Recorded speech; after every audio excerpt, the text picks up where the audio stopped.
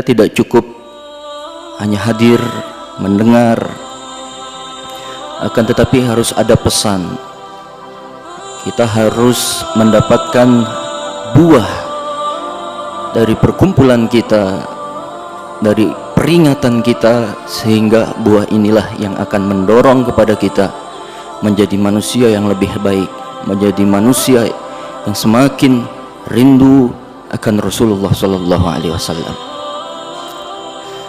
Maka setidaknya ada 5 hal yang harus kita ambil di saat kita memperingati atau membaca sejarah Nabi Muhammad. Yang pertama tentunya adalah untuk mengenal kepribadian, kehidupan daripada baginda Nabi Muhammad sallallahu alaihi wasallam. Kita memang jauh dari kurun, dari zaman para sahabat. Kita tidak merasakan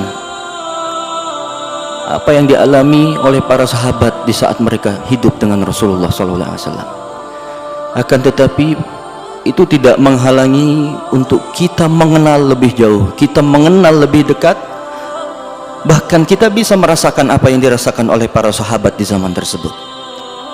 Bagaimana dengan membaca sejarahnya?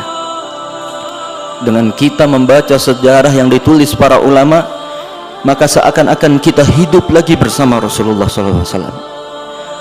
Dan itulah memang yang harus dilakukan oleh seorang yang muslim yang mengaku cinta Nabi, menghidupkan daripada kehidupan Sayyidina Muhammad SAW dalam kehidupan kita, hidup bersama dengan Rasulullah SAW melalui syariatnya, melalui hadis-hadisnya, melalui sejarahnya.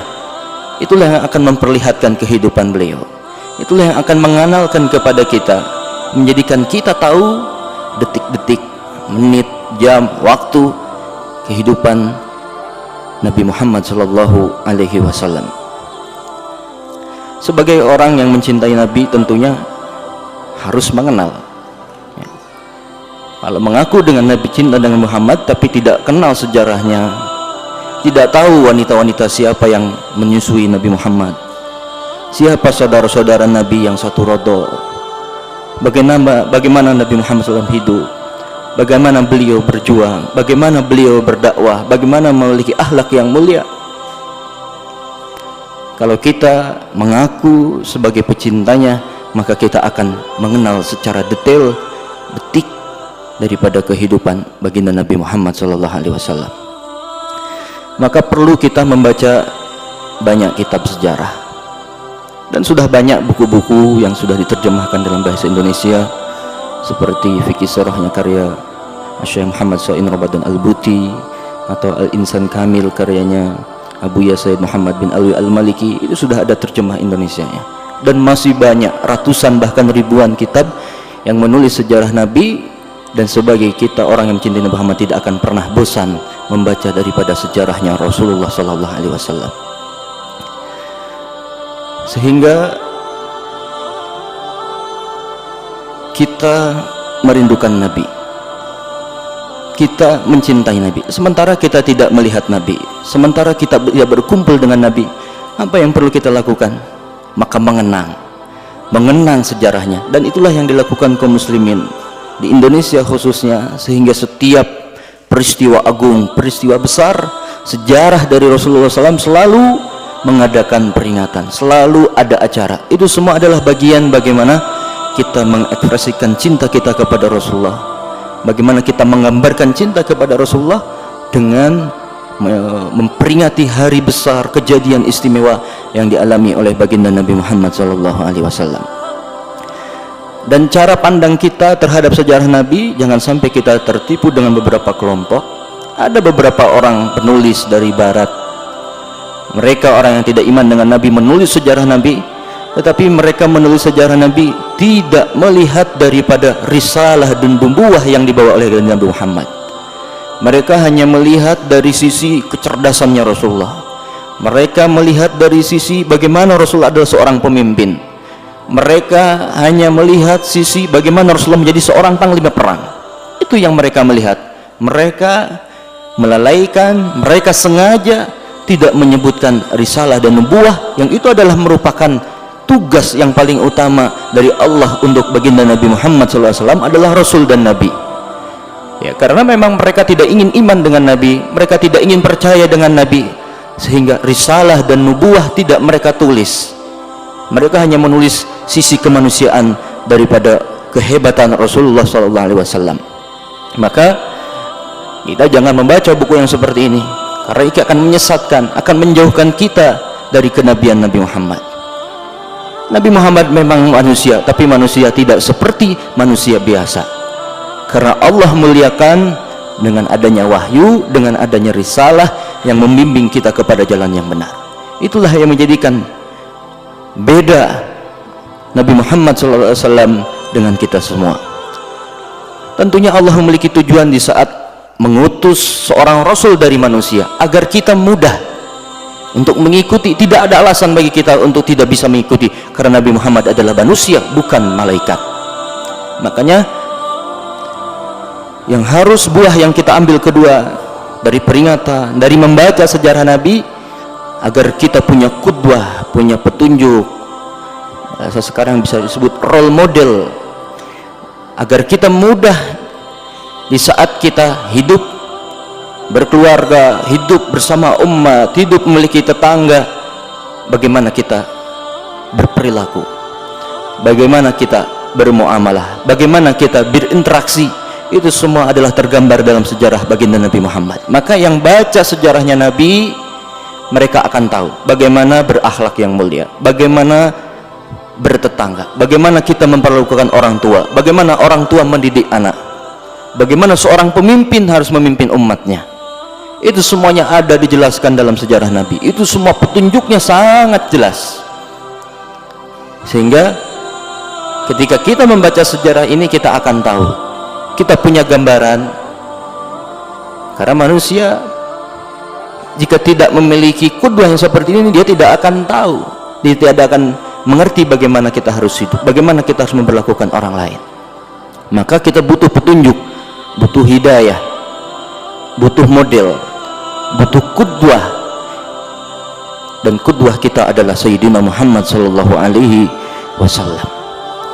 Itulah yang akan mengeluarkan kita dari kehinaan menuju kemuliaan.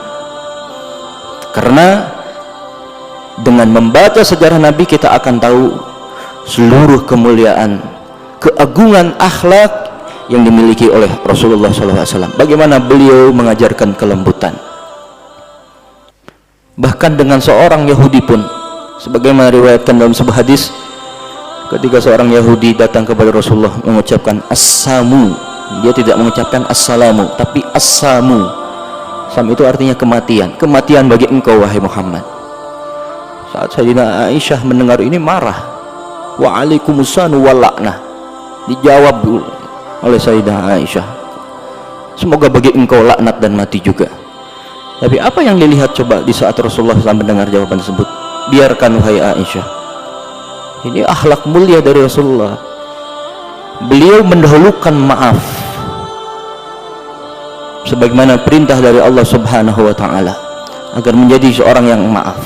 Dan bagaimana sifat yang disebutkan oleh Allah, Rauf Ar-Rahim, punya sifat kasih sayang dengan orang yang mengejeknya, orang yang membahayakan fisiknya, orang yang membencinya. Semua oleh Rasulullah SAW dilakukan dengan penuh lembut dan kasih sayang.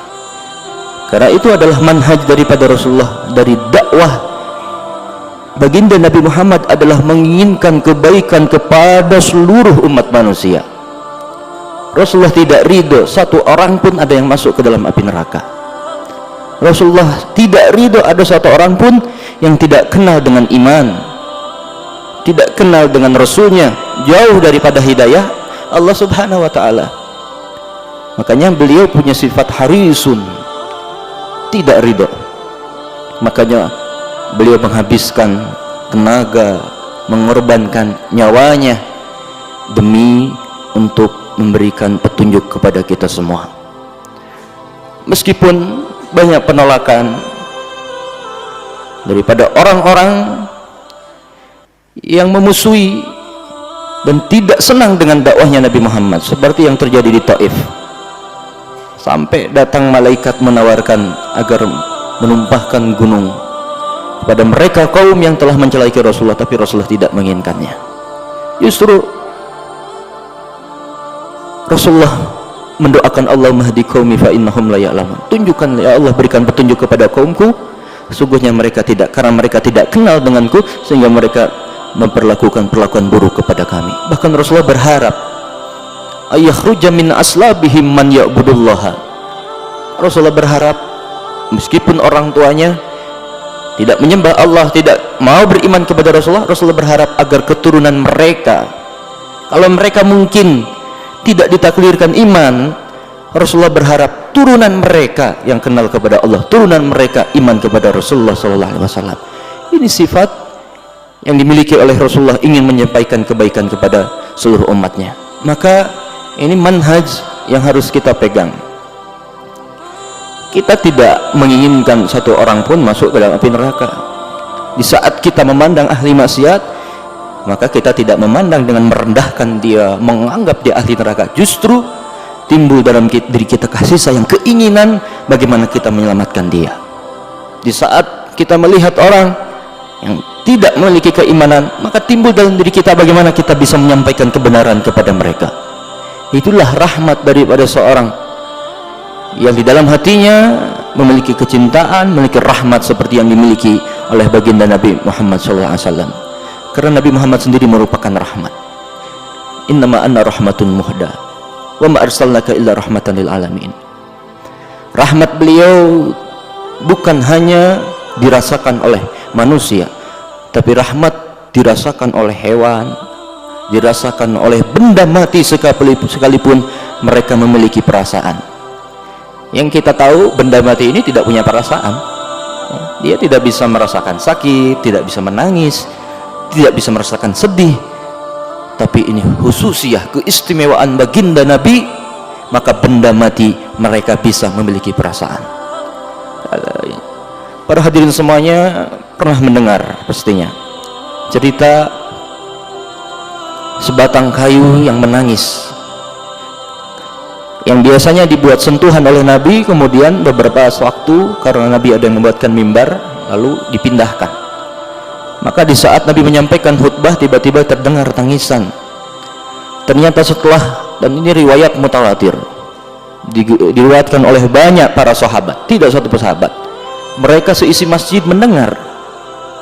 Setelah dicari sumbernya tidak ada, dan ditemukan ternyata tangisan tersebut keluar dari sebatang pohon, sebatang kayu, bukan manusia. Mereka adalah benda mati, ternyata menangis karena tidak dapat sentuhan dari Nabi Muhammad SAW. Maka Rasulullah pun turun, diambil kayu tersebut dan dipeluk seperti seorang ayah memeluk anaknya yang sedang menangis.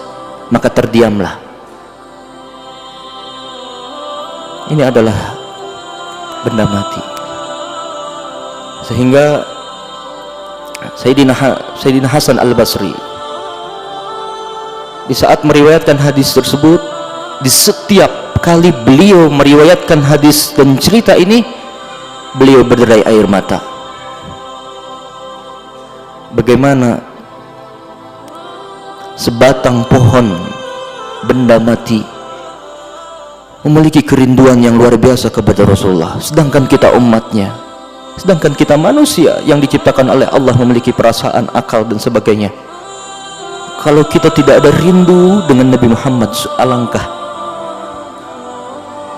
batunya hati kita ini, alangkah kerasnya hati kita ini, sehingga tidak muncul dalam hati kita kerinduan kepada Rasulullah Sallallahu Alaihi Wasallam. Dan kejadian itu bukan hanya terjadi pada sebatang kayu, termasuk juga Uhud. Rasulullah menyampaikan, Uhud jabalun yuhibbuna wa nuhibbuh. Rasulullah memberitahukan kepada para sahabat, Uhud adalah gunung yang mencintaiku dan juga aku mencintainya.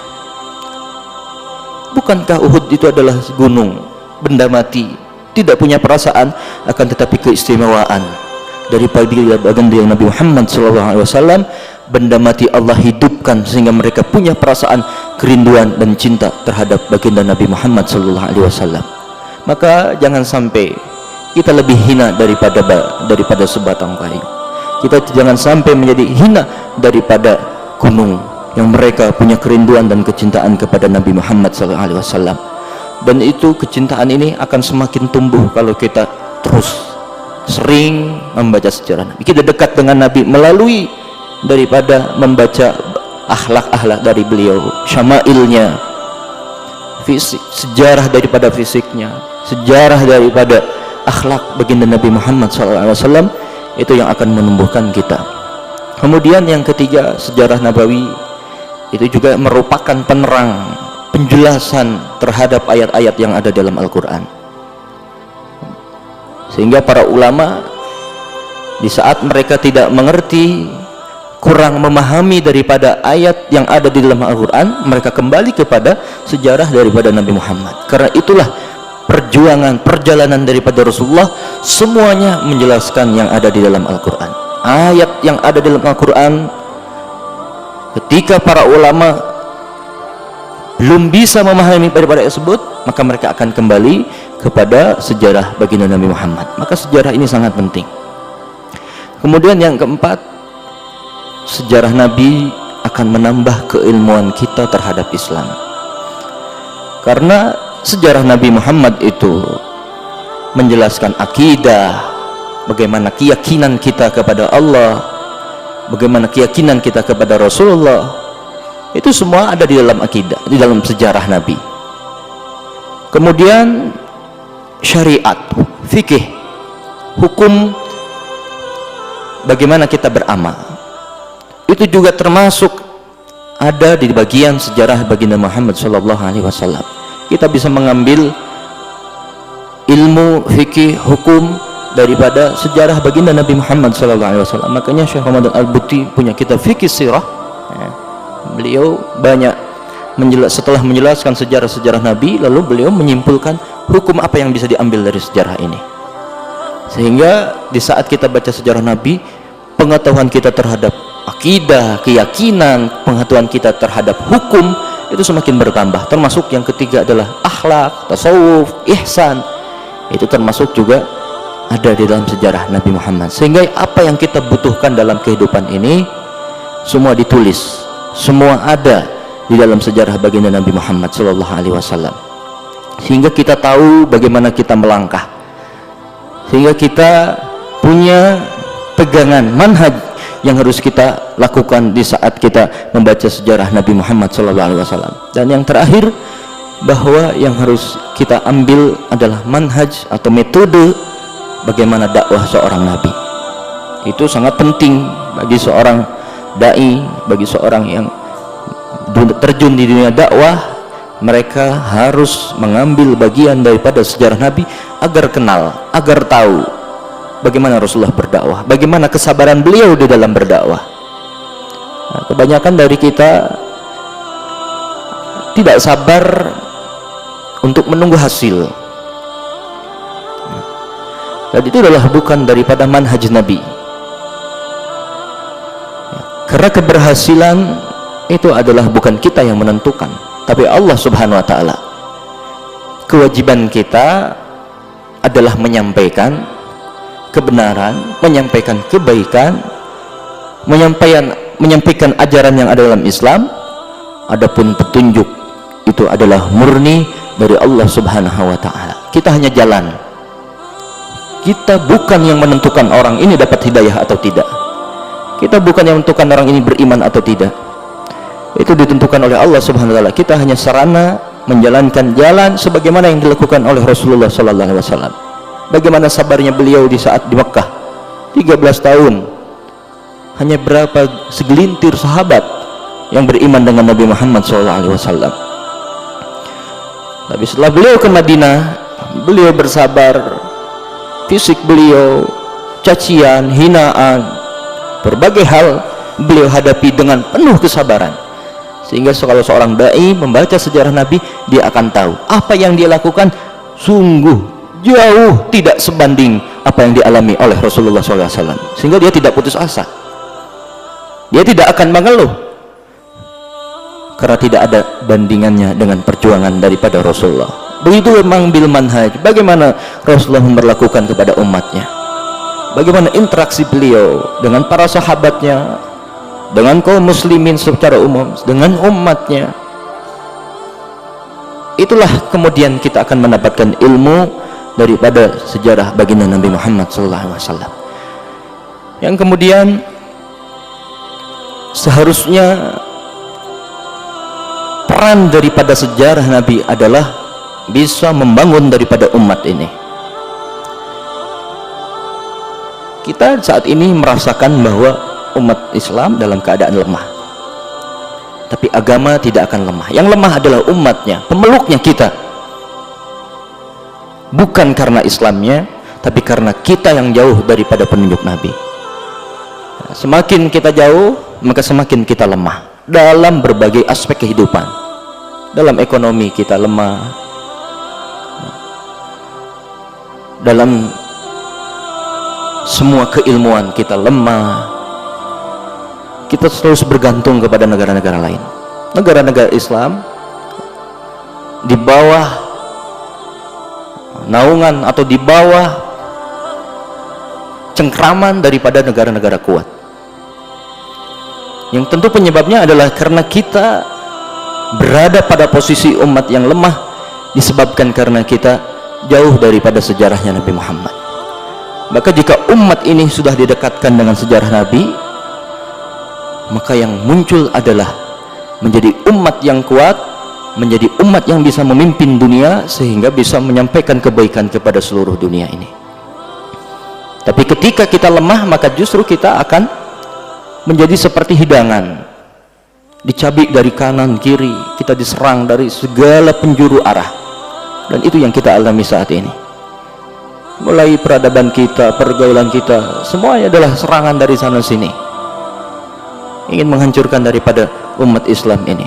Itu penyebabnya adalah karena kita lemah. Maka kita harus membangkitkan power, kekuatan kita dengan sejarah Nabi Muhammad.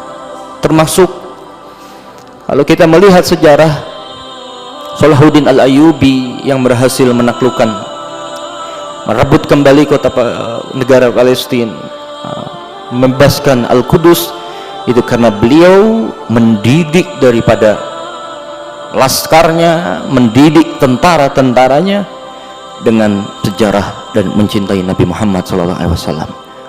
Beliau dekatkan semua tentaranya, kenal dengan Rasulullah, dibacakan sejarahnya Nabi, agar mereka semuanya kenal dengan perjuangan Nabi sehingga beliau diberikan kemenangan. Nah, ketika umat ini sudah jauh dengan petunjuk Nabi, dari sejarah Nabi, tidak kenal dengan Nabi Muhammad, maka seperti yang kita alami saat ini. Maka ada dua manhaj yang dipegang oleh para sahabat, bagaimana para sahabat berjuang, yang itu manhaj tersebut jikalau kita praktekkan pada saat ini, maka insya Allah Allah akan mengembalikan izzatul Islam. Allah akan mengembalikan lagi umat muslim menjadi umat yang kuat. Yang pertama adalah keyakinan, iman, yakin dengan janji Allah Subhanahu wa taala. Karena kita adalah umat pilihan. Kuntum khairu ummatin ukhrijat linnas ta'muruna bil ma'rufi wa tanhauna 'anil munkar. Wa kadzalika ja'alnakum ummatan wasatan litakunu syuhada'a 'alan nasi wa yakuna ar-rasulu 'alaikum syahida. Sudah disanjung oleh Allah Subhanahu wa taala bahwa kita adalah umat terbaik, memiliki kekuatan. Tapi bagaimana kita bisa mengembalikan kekuatan kita ini adalah dengan kita yakin, dengan kita iman dengan janji Allah Subhanahu wa taala. Sebagaimana para sahabat di saat perang Ahzab, di saat itu ada satu batu yang tidak bisa diangkat oleh para sahabat, maka Rasulullah yang turun tangan untuk mengambil batu tersebut. Di saat beliau mengeduk batu yang pertama, terlihat cahaya, lalu Rasulullah memberikan kabar bergembira bahwa kelak Islam akan mampu mengambil kekuasaan atau akan menaklukkan Romawi. Kemudian beliau mencangkul yang kedua, terlihat cahaya, dan beliau memberikan kabar gembira bahwa kelak Persia, kerajaan Persia yang saat itu yang berada di kota Iran dan sekitarnya kelak akan dimiliki, akan bisa dimasuki oleh Islam. Kemudian beliau mengedu yang ketiga, beliau melihat cahaya dan beliau memberikan kabar gembira kepada para sahabat bahwa kelak kerajaan Son'a yang ada di kota yang ada negara Yaman itu akan kelak ada di bawah naungan umat Islam. Dan semua daripada apa yang dibicarakan oleh Rasulullah, yang dijanjikan oleh Rasulullah SAW itu terrealisasi dalam realita. Kenapa? Para sahabat saat itu sangat yakin apa yang diberitakan oleh baginda Nabi Muhammad SAW. Meskipun kalau melihat kekuatan tidak sebanding. Umat Islam dari dahulu di saat para sahabat perang itu jumlahnya jauh lebih kalah, musuh berlipat-lipat dibanding dengan pasukan umat Islam, tapi mereka selalu mendapatkan kemenangan karena mereka punya iman, karena mereka punya keyakinan akan bantuan daripada Allah Subhanahu wa taala, kemenangan yang dijanjikan oleh Allah dan Rasulnya. Sehingga Persia, Romawi itu dua kerajaan yang besar sebelum daripada Nabi Muhammad dilahirkan. Romawi adalah merupakan kerajaan besar, kekuasaannya meliputi berbagai negara termasuk Mesir, begitu juga Persia. Semuanya kemudian selesai, semuanya kemudian dapat takluk terhadap Islam karena janji daripada Rasulullah dan juga keimanan para sahabat akan janji tersebut. Maka ini yang perlu kita pegang di saat ini. Bagaimana kita menumbuhkan keyakinan? Kita tidak boleh pesimis. Kita melihat saat ini lemah, bukan berarti terus kita sudahlah biarkan saat ini umat Islam sudah lemah, semua ekonomi, dalam militer segalanya, biarkan saja, biarkan mereka semakin hancur. Tidak, karena Allah tidak mengajarkan kita untuk menjadi manusia yang putus asa akan rahmat Allah Subhanahu wa taala, yang merupakan itu adalah dosa besar. Kita harus optimis, kita yakin, kita bangun kembali dengan keyakinan melalui dengan keimanan, dengan membaca sejarah baginda Nabi Muhammad sallallahu alaihi wasallam. Yang kedua, bagaimana bisa kita membangkitkan umat kembali adalah berpegang dengan manhaj yang diajarkan oleh Rasulullah kepada para sahabatnya, diwariskan sahabat para tabi'in, kemudian kepada para ulama hingga sampai kepada kita semua melalui silsilah sanad, melalui para ulama-ulama besar hingga baginda Nabi Muhammad sallallahu alaihi wasallam. Dalam sebuah hadis, para sahabat bercerita bahwa Rasulullah memberikan sebuah wasiat, dan semua sahabat yang hadir pada saat itu merasakan seakan-akan ini adalah wasiat perpisahan, seakan Rasulullah sudah tidak akan hidup lama lagi. Dan memang betul terjadiannya, sehingga membuat para sahabat mengilu hati mereka, air mata menetes. Entah mengapa para sahabat kemudian merasa bahwa ini adalah mau'izah atau wasiat perpisahan dengan baginda Nabi Muhammad sallallahu alaihi wasallam. Beliau mewasiatkan usikum bitaqwallah wassam'a wa ta'ah. Tidak banyak wasiatnya. Beliau mewasiatkan agar kita berpegang teguh dengan takwa kepada Allah. Dan puluhan ayat di dalam Al-Quran yang menjelaskan tentang ketakwaan kepada Allah itu akan membuka semua jalan kita. Semua solusi dari problematika adalah dengan takwa. Karena dengan kita memiliki ketakwaan kepada Allah Subhanahu wa taala akan selesai segala urusan. Tidak akan ada orang yang mencuri, tidak akan ada orang yang korupsi, tidak akan ada orang tua yang zalim, tidak ada anak durhaka kepada orang tuanya, tidak akan kita melihat pembunuhan dan sebagainya, karena hilang daripada takwa. Tapi kalau takwa ini semua manusia menjalankannya, mereka mendidik dirinya menjadi manusia yang muttaqin, yang bertakwa kepada Allah, selesai semua urusan kita. Nah, ketika kita umat jauh daripada takwa kepada Allah, tidak takut dengan Allah, lupa dengan Allah Subhanahu wa taala, maka inilah yang menjadikan kita dalam keadaan terpuruk. Kemudian beliau juga mewasiatkan alaikum bil khulafa'ir rasyidin, agar berpegang teguh manhaj ajaran yang dianjarkan oleh para khulafaur rasyidin, Sayyidina Abu Bakar, Umar, Utsman dan Sayyidina Ali radhiyallahu anhum. Kenapa? Karena mereka adalah orang yang paling tahu dengan keadaan Nabi, mereka yang paling kenal. Sahabat Abu Bakar, putrinya Sayyidah Aisyah dinikahi oleh Rasulullah. Sayyidina Umar, putrinya Sayyidah Hafsah dinikahi oleh Rasulullah. Sayyidina Utsman menikah dengan kedua putrinya Rasulullah, Ummu Kulsum dan juga Ruqayyah. Sayyidina Ali menikah dengan putri Rasulullah SAW bernama Sayyidah Fatimah Zahra. Sehingga keempat sahabat ini adalah merupakan keluarga Nabi, manusia yang dekat dengan Nabi, sehingga tahu detail-detail apa yang dilakukan oleh baginda Nabi Muhammad SAW. Sehingga kita diperintahkan oleh Rasulullah SAW agar berpegang teguh dengan manhaj khulafaur rasyidin, yang manhaj ini dijelaskan oleh para ulama kita. Saat ini kita tidak berhidup di zaman Sayyidina Abu Bakar, tidak hidup di zaman Sayyidina Umar, Sayyidina Ali, Sayyidina Utsman.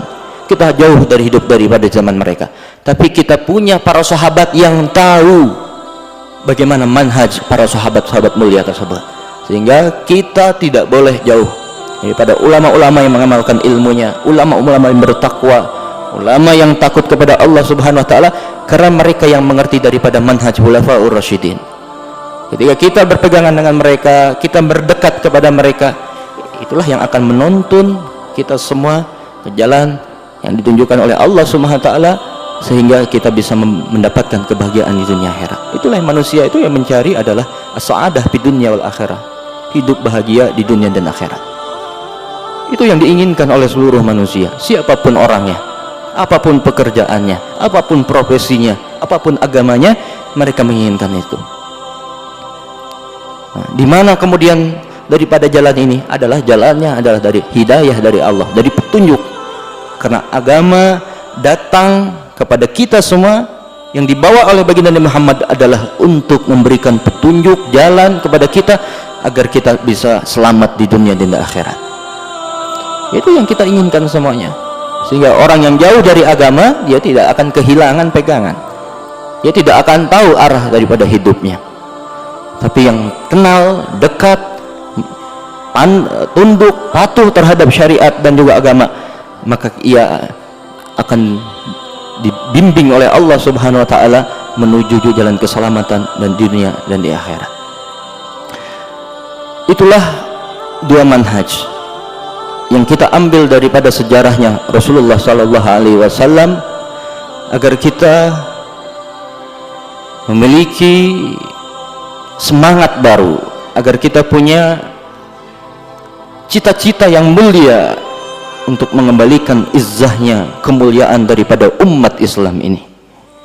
Umat Islam ini pernah mengalami dahulu, tentunya di zaman Nabi ini adalah paling kemajuan daripada Islam, karena Nabi berhasil mendidik para sahabat yang mereka orang kampung, ya bahasa sekarang, mereka orang badui jahiliyah, tidak kenal menulis dan tidak kenal mereka membaca, tapi dididik oleh baginda Nabi Muhammad menjadi manusia yang haus dengan ilmu, menjadi manusia penulis, pembaca. Itu karena pendidikan Nabi Muhammad, berhasil mendidik orang-orang hebat, menjadi manusia tangguh, menjadi pemimpin yang hebat karena didikan dari Rasulullah. Itu yang kita butuhkan saat ini. Kita butuh manusia-manusia seperti mereka. Bagaimana manhaj yang harus kita ambil? Manhajnya baginda Nabi Muhammad SAW. Dari berbagai aspek, kita tidak cukup hanya orang yang ahli dalam fikih saja, tapi di dalam segala aspek kehidupan itu hukumnya fardu kifayah. Umat Islam wajib punya orang yang pakar dalam bidang ekonomi, dalam bidang kedokteran, dalam bidang militer. Kalau kita punya militer yang kuat, kita tidak akan diserang oleh musuh. Saudara-saudara kita tertindas di beberapa negara, saudara muslim, kita tidak bisa membantu karena kita lemah. Tapi kalau kita memiliki militer, kekuatan yang kuat, kita akan disegani.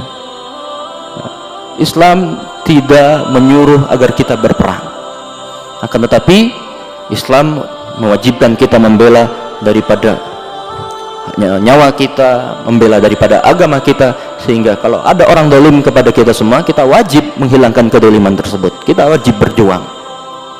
Berpuluh-puluh tahun saudara kita di Palestina sampai saat ini, mereka tidak bisa hidup dengan tenang, mereka tidak bisa ibadah dengan nyaman, diambil kebebasan mereka, tiap hari darah ditumpahkan. Ini adalah bukan hanya tanggung jawab daripada saudara kita yang di sana, ini adalah tanggung jawab kita semua umat Islam. Kita harus peduli dengan seluruh umat Islam yang ada di dunia ini, karena kita ummatun wahidah, kita umat yang tunggal. Rasulullah sudah mewantikan bahwa al-muslim itu kalbunyan wahid yashuddu ba'duhum ba'da, seperti satu bangunan yang harus saling menguatkan. Kalau hanya tiangnya satu, bangunan ini bisa roboh. Makanya di sini banyak tiang, karena butuh itu semua saling menopang. Begitu juga dengan umat Islam, tidak bisa kita bercerai-berai. Jangan sampai kita mudah dicerai-berai, diadu domba oleh orang-orang yang menginginkan kita umat Islam bercerai-berai, sehingga kita tidak bisa menjadi umat yang maju. Kita terlalu sibuk dengan sesama muslim, kita saling membenci, sesama muslim kita saling iri, dengki dan sebagainya, sehingga kita tidak bisa maju, sehingga kita tidak bisa memberikan atau berbuat untuk manfaat bagi umat, bagi seluruh. Kemanfaatan kita tidak hanya untuk muslim saja, akan tetapi seluruh umat manusia, seluruh ada yang di alam ini. Andaikan teknologi itu berada di kaum muslimin, maka tidak akan terjadi tidak akan menimbulkan apa yang kita lihat sekarang. Tapi ketika teknologi ini dikembangkan oleh orang yang tidak kenal Allah, tidak kenal dengan Rasul, justru teknologi itu akan menghancurkan manusia.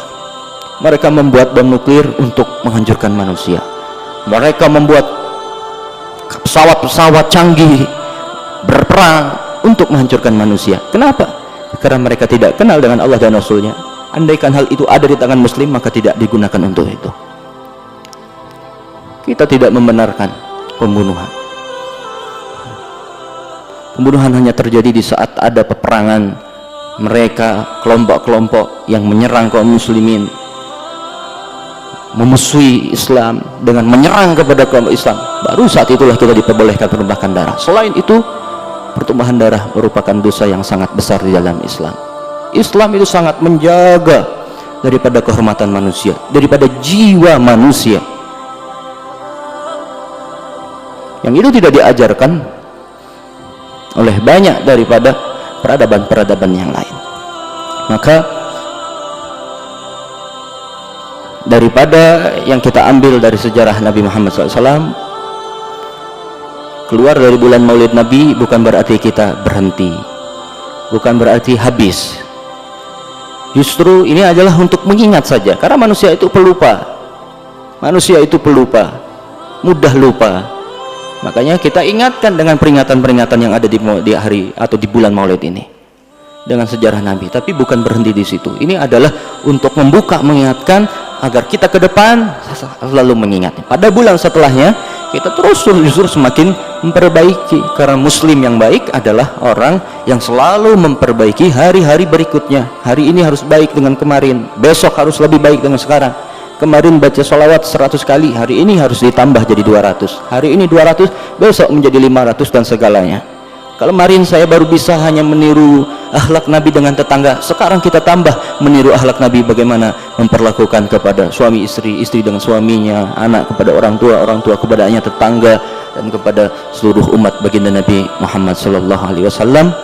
Itu yang harus kita bawa daripada oleh-oleh di bulan yang mulia ini, di bulan kelahiran Nabi Muhammad SAW, petunjuk agar kita mendapatkan keselamatan di dunia akhirat, kita mendapatkan kebahagiaan, senantiasa juga kita dikumpulkan bersama-sama orang mulia, orang-orang soleh, sehingga kita kelak berada di bawah naungan baginda Nabi Muhammad SAW.